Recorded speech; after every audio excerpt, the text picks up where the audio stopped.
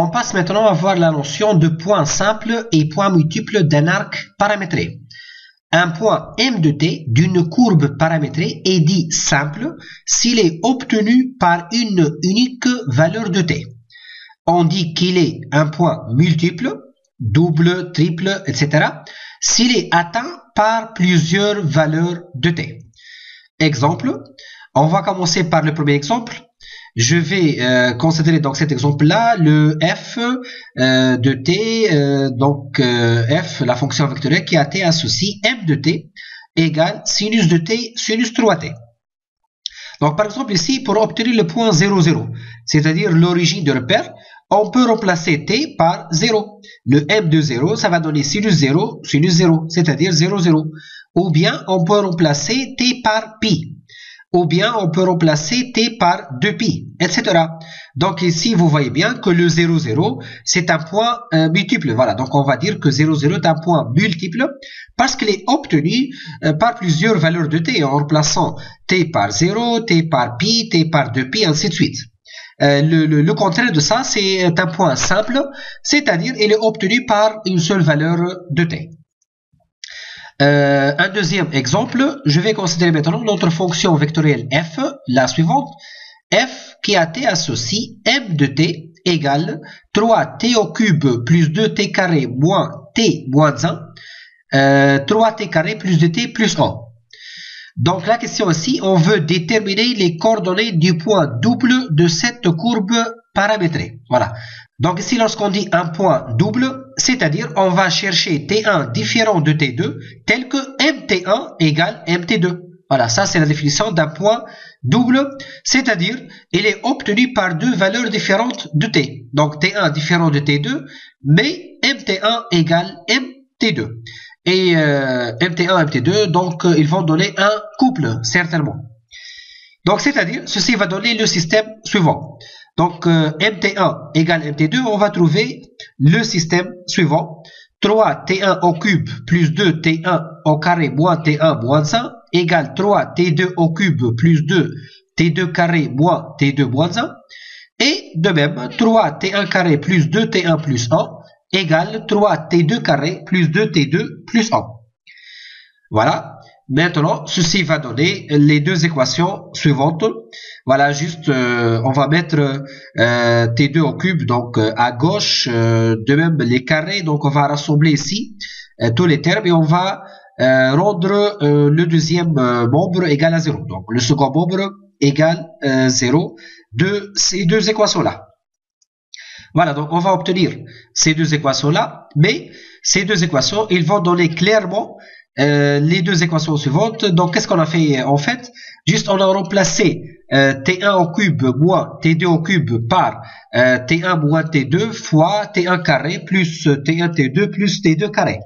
Et de même, on va remplacer T1 carré moins T2 carré par T1 moins T2 fois T1 plus T2. Le produit remarquable que vous connaissez.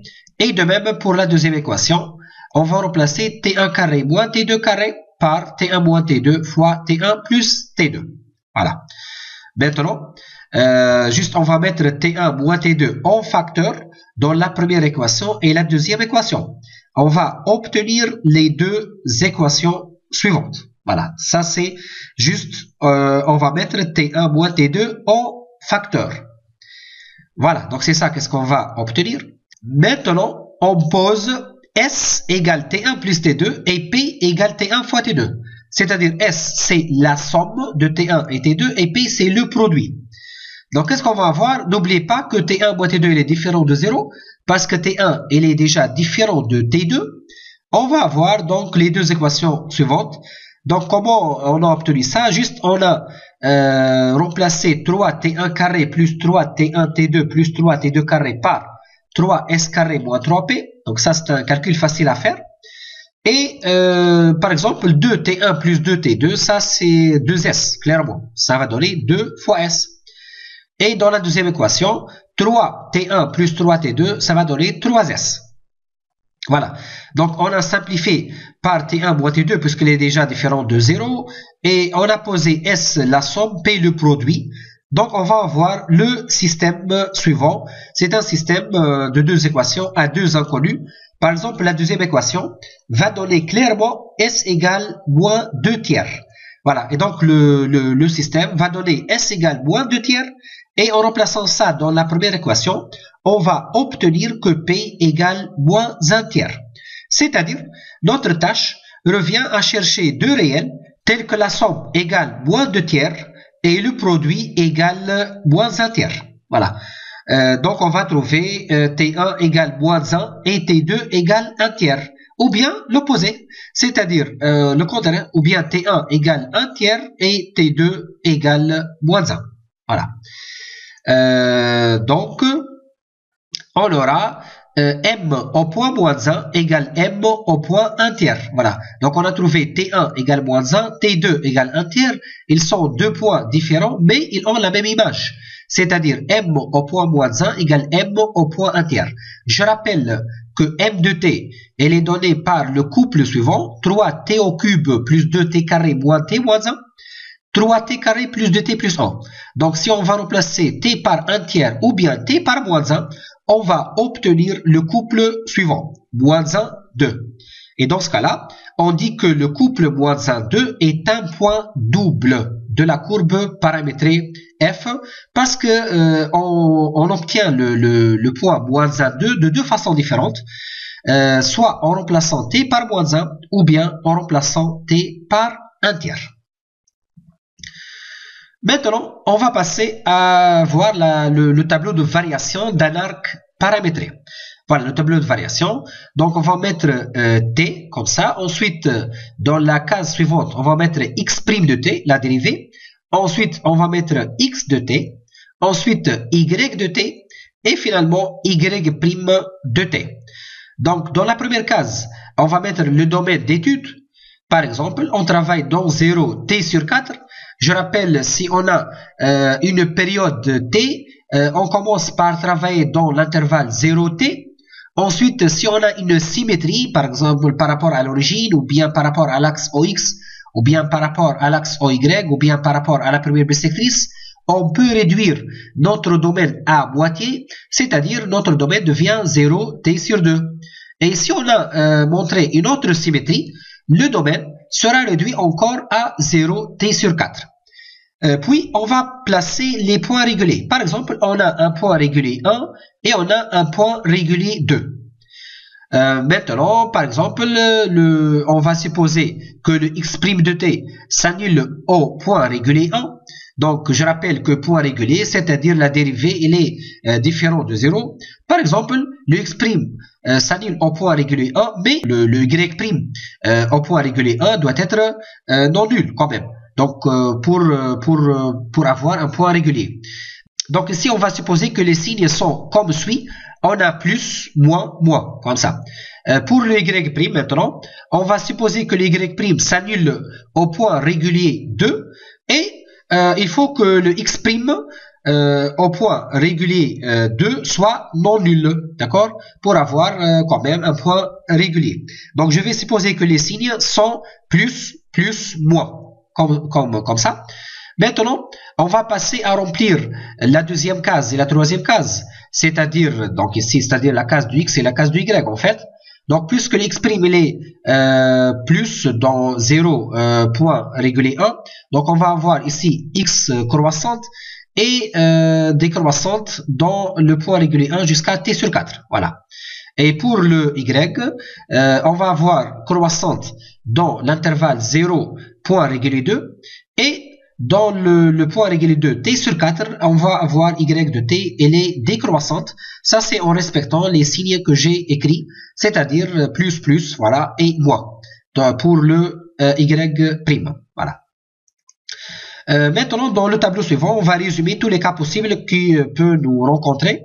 Donc ici, on va mettre le x de t, y de t, et ici, on va mettre le mouvement. Par exemple, si on a x de t croissante et y de t croissante, dans ce cas-là, on va vers la droite et le haut dans la courbe. Si on a x de t croissante et y de t décroissante, on va vers la droite et le bas dans la courbe. Le troisième cas, si on a x décroissante et y croissante, on va vers la gauche et le haut dans la courbe. Et finalement, si on a x décroissante et y décroissante, on va vers la gauche et le bas dans la courbe. C'est-à-dire, si vous remarquez, le x de t, il est responsable à droite, gauche, et le y de t, il est responsable à haut ou bien bas. Donc ça, c'est tous les cas possibles qu'on a.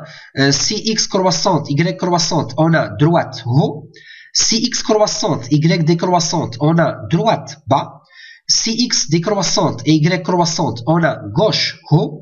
Et si on a les deux sont décroissantes, c'est-à-dire x décroissante et y décroissante, dans ce cas-là, on a gauche, bas. Je vais donner un exemple, comment on va se déplacer suivant ces mouvements-là. Par exemple, on a ce repère-là, O, OX, OY.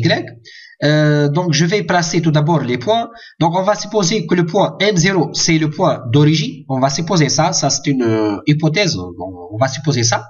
C'est-à-dire, le point M0, les deux coordonnées 0, 0.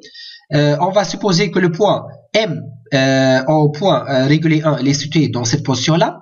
Le point régulier 2, il est situé dans cette position-là. Donc, n'oubliez pas le point régulier 2, le point M au point régulier 2, il est de coordonnées X de T, Y de T, en remplaçant T par le point régulier 2. Et finalement, on va supposer que le MT sur 4, il est placé dans l'axe des ordonnées, c'est-à-dire dans l'axe OY. Et je rappelle que le point MT sur 4, il est de coordonnées X T sur 4, Y T sur 4.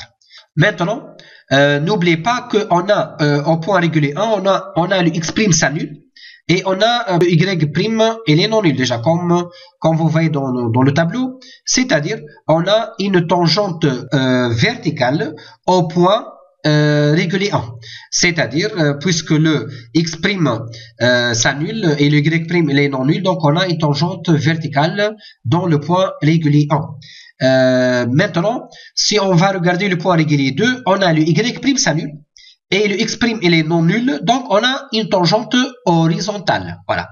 Donc ça c'est on a commencé par placer les tangentes qu'on a, les tangentes verticales et les tangentes horizontales. Je rappelle que la tangente verticale, elle est donc on a une tangente verticale lorsqu'on a x' s'annule et on a une tangente horizontale lorsque le y' s'annule.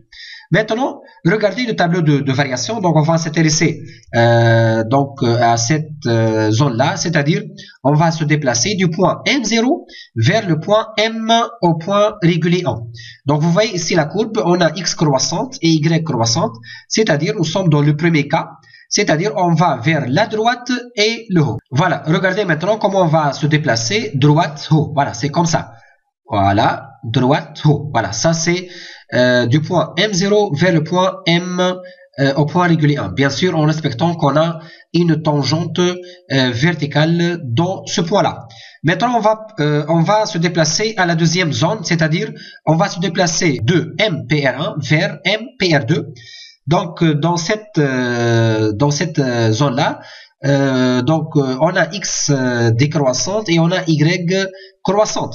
C'est-à-dire, comme le tableau qui est en bas, on va se déplacer gauche et le haut. Le gauche et le haut. Voilà. C'est-à-dire, on va comme ça. Voilà. Gauche et le haut. Maintenant, on va s'intéresser pour se déplacer du point régulier 2 vers le point MT sur 4. Donc, les allures sont respectivement donc le x de t décroissante et le y de t décroissante aussi. C'est-à-dire, dans ce cas-là, on va se déplacer vers la gauche et le bas. La gauche et le bas. Voilà. C'est-à-dire, on va comme ça. D'accord? C'est-à-dire, on va avoir cette allure-là. Et on continue tout le reste de la courbe par symétrie. Donc, si on a une symétrie par rapport à l'origine, ou bien par rapport à x, ou bien par rapport à y, ou bien on peut avoir toutes les symétries ensemble. On peut avoir une fonction vectorielle qui représente trois symétries à la fois. C'est-à-dire une symétrie par rapport à l'origine, par rapport à l'axe OX et par rapport à l'axe OY à la fois. Et ces symétries-là nous aident à continuer l'allure de la courbe.